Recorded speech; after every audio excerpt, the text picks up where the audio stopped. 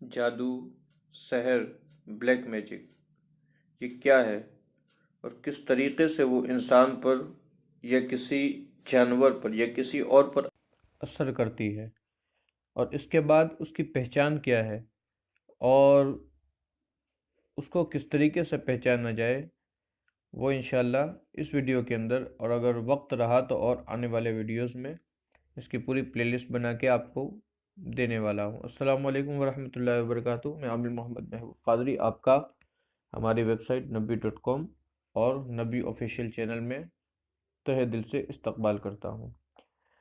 تو سب سے پہلے یہ جان لیجئے کہ جادو ہوتا کیا ہے۔ سحر کے معنی،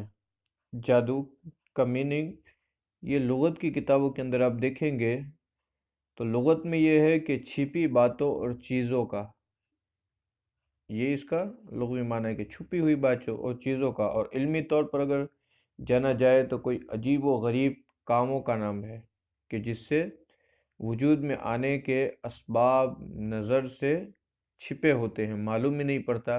کہ کیا چیز وجود میں آ رہی ہے اور کس طریقے سے آ رہی ہے۔ ہاں، تفسیر کبیر کے اندر امام رازی رحمۃ اللہ علیہ فرماتے ہیں شبد سحر شریعت کی لینگویج میں سے کے لیے خاص لفظ ہے جس کا سبب چھپا ہو اور وہ اصل حقیقت کے خلاف خیال میں آنے لگے، اصل کچھ اور ہو رہا ہو اور اس کی حقیقت کچھ اور ہو، تو یہ ہے۔ اب اس کی حقیقت کیا ہے؟ علماء اہل سنت کے نزدیک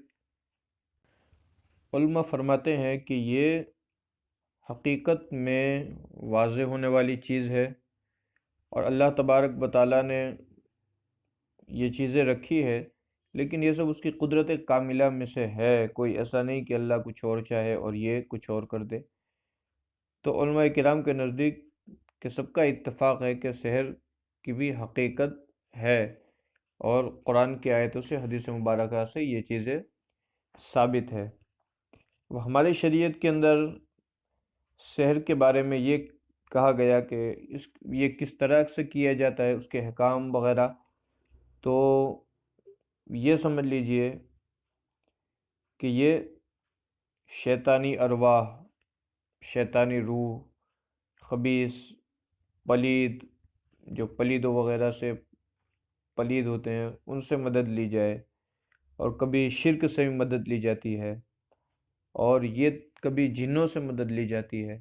کبھی تعویذات کے ذریعے یا کسی اور چیزوں کے ذریعے، جس میں کبھی کفر بھی شامل ہوتا ہے، کبھی شرک بھی کیا جاتا ہے،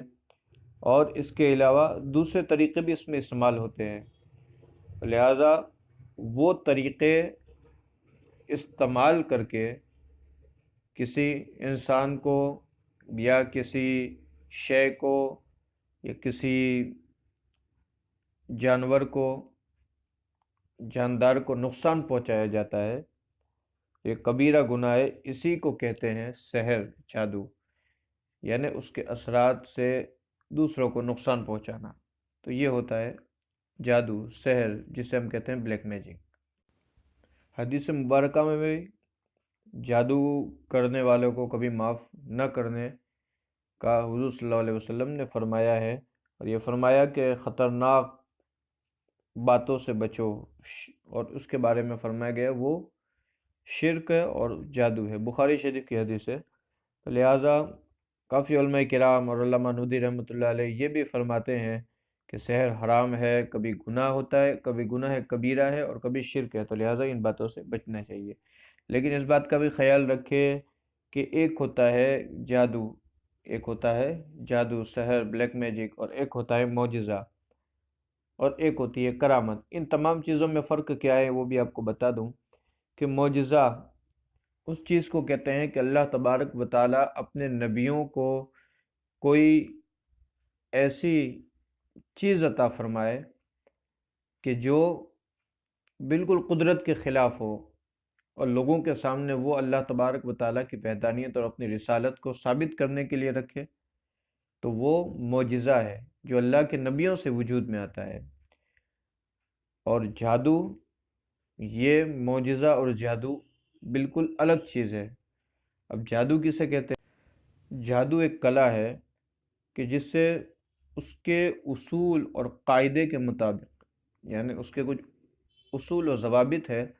اس کے حساب سے اس کو دھیان میں رکھ کر جو جادو دکھانے والا ہے یا جادو کرنے والا ہے وہ ہر سمے اس کو کام میں لا سکتا ہے، لیکن اس کے اسباب جو ہوتے ہیں، اس کی جو چیزیں ہوتی ہے وہ چھپی ہوتی ہے، اور یہ سمجھ لیجئے ایک کلاکار ہے، وہ اپنی کلا کو دکھا رہا ہے، لیکن جو اس کا جانکار ہے وہ ان چیزوں کو جانتا ہے، اور اس کے سامنے وہ چیزیں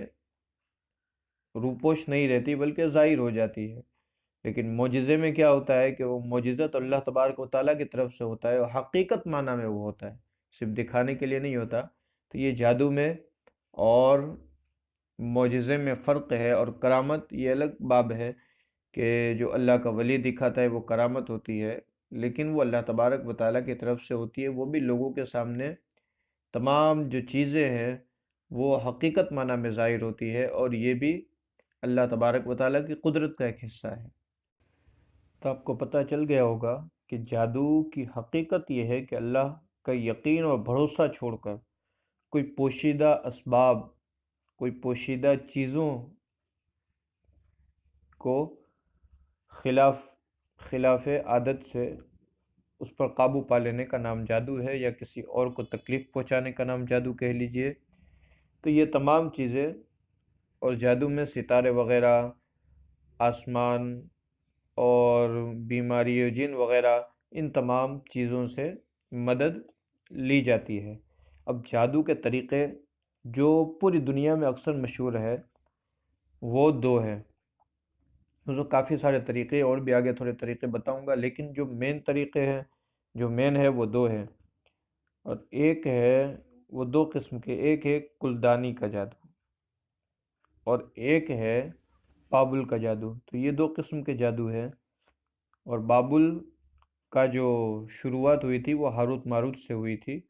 ہاروت ماروت کے زمانے کے اندر آپ نے سنا ہوگا ہاروت ماروت فرشتے تھے، اور اس کے بعد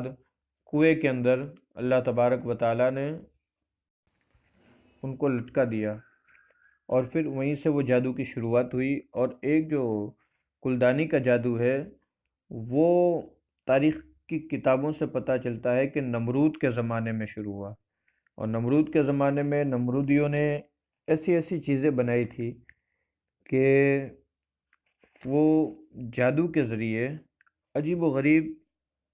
چیزیں وہ ہوتی تھی، اس جادو کو طلسم کہتے ہیں، اور طلسم کے ذریعے ان کلدانیوں نے ایسی تانبے کی ایک بطخ بنائی تھی کہ اگر کوئی بھی شہر میں داخل ہوتا اور نامعلوم ہوتا، پتہ نہیں چلتا کہ وہ شہر کا نہیں ہے، تو وہ بطخ خود بخود بولنے لگتی، لہذا لوگ سمجھ جاتے کہ کوئی جاسوس آیا ہے یا کوئی دوسرے شہر کا آدمی یا ہے چور ہے، تو اس طریقے سے وہ لوگ اسے پکڑ لیا کرتے تھے۔ یہ تھا پہلا طلسم، اور دوسرا طلسم اس طریقے سے تھا، انہوں نے ایک نکارہ بنایا تھا، ڈھول کے لیجئے جسے، وہ اس طریقے سے تھا اگر کسی کی چیز کوئی گم ہو جاتی تو وہ نکارے کے پاس جا کے وہ نکارہ مارتا، تو لہٰذا وہ نکارہ آواز دیتا کہ فلاں تیری جو چیز ہے وہ چیز فلاں شخص کے پاس ہے اور فلاں جگہ پر پڑی ہوئی ہے۔ یہ اس طلسم کا کام تھا۔ تیسرا جو طلسم تھا وہ اس آئینے میں تھا، ایک آئینہ انہوں نے بنایا تھا، اور جو بھی جا کے اس سے پوچھتا کہ میرا فلاں شخص فلاں جو غائب آدمی ہے وہ کہاں ہے، غائب کے بارے میں پوچھتا، تو وہ شیشہ اس غائب کے بارے میں پوری تحقیق کے ساتھ بتاتا، اور بتاتا کہ غائب یہاں ہے، اس جگہ پر ہے۔ یہ ان کا تیسرا طلسم تھا۔ اس کے بعد جو چوتھی قسم ہے وہ کہ ان لوگوں نے، طلسمیوں نے ایک حوض بنایا تھا، اور اس حوض کے اندر تمام لوگ، جس طرح ہمارے یہاں سالانہ میلہ وغیرہ لگتا ہے، تو وہ اس میلے کے موقع پر تمام لوگ اس میں شربت ڈالتے، اور شربت ڈالنے کے بعد جب بھی ضرورت پڑتی ان لوگوں کو تو وہ شربت انہیں واپس مل جاتا پورے سال کے اندر، تبھی چاہیے تو تبھی مل جاتا، پورے سال کے اندر چاہیے تو تبھی مل جاتا۔ یہ چوتھی قسم جو انہوں نے بنائی تھی۔ پانچویں قسم کا جو جادو ہے وہ ان لوگوں نے اس طریقے سے بنایا تھا کہ ایک تالاب تھا، اس تالاب کو اس لیے استعمال کیا جاتا کہ اگر دو لوگ کسی چیز پر قادر ہوں، دو لوگوں کے پاس کوئی مسئلہ ہو، کوئی کہے کہ فلاں چیز میری ہے یا میں اس کا مالک ہوں یا مطلب مقدمے کے طور پر یہ استعمال کیا جاتا، اور جب وہ تالاب میں جاتے تو جو صحیح ہوتا، جو سچا ہوتا، وہ اس کا ناڈی تک یعنی ڈوٹی تک پانی چلا جاتا، اور جو جھوٹا ہوتا وہ اسے ڈبا دیتا۔ یہ اس تالاب کا کام تھا، طلسم تالاب جسے کہتے ہیں۔ چھٹا جو طلسم تھا جو یہ کلدانیوں نے لگایا تھا وہ یہ تھا کہ نمرود کے محل کے دروازے پر ایک ایسا پیڑ تھا کہ جو تعداد کے حساب سے گھٹتا بڑھتا تھا، یعنی تعداد اگر آدمیوں کی زیادہ ہو جاتی تو وہ زیادہ ہو جاتا، یعنی سایہ اس کا زیادہ ہو جاتا، اور کم ہوتی تو کم ہو جاتا۔ یہ چھٹا طلسم تھا جو نمرودیوں نے لگایا تھا، جسے کلدانیوں کا جادو کہتے ہیں۔ تو یہ تھوڑی تاریخ تھی جادو کی اور کچھ حقیقتیں تھی، لیکن اس کے بعد یہ تو تھی پہلی قسم، اس کے بعد ان لوگوں نے اس میں سے اس کے بعد والی کچھ قسمیں ہیں، وہ انشاءاللہ آپ کو اس کے اوپر ایک ویڈیو مل جائے گا، وہ پارٹ 2 کر کے۔ یہ ویڈیو بہت لمبا ہو گیا ہے تو لہٰذا یہیں پر میں چھوڑتا ہوں اور آگے کی ویڈیو بتاتا ہوں۔ السلام علیکم۔